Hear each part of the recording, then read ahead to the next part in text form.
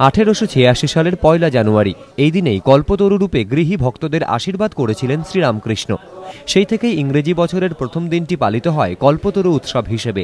প্রতিবারের মতো এদিনও মঙ্গল কামনায় কাশীপুর উদ্যানবাটিতে ভোর থেকে ভক্তদের ঢল নামে। তিনি নিত্য কল্পতরু।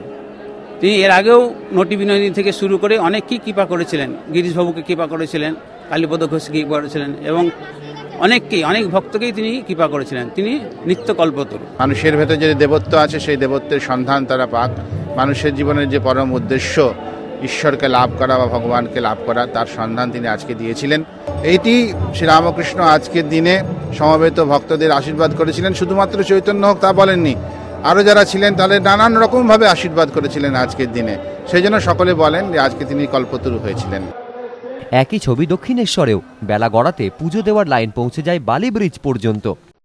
হ্যাঁ, প্রার্থনা রয়েছে সারা বছরটা যাতে সবার জন্য খুব ভালো হোক, ভালো করে কাটুক, সুস্থ থাকুক। ভিড় সামলাতে সকাল থেকে কড়া নিরাপত্তা বেষ্টনীতে মুড়ে ফেলা হয় দক্ষিণেশ্বর। আদ্যাপীঠেও বিশেষ পূজা অর্চনা হয়। শ্রীরামকৃষ্ণের জন্মস্থান কামারপুকুরেও এদিন কল্পতরু উৎসব ঘিরে ভক্ত সমাগম ছিল চোখে পড়ার মতো।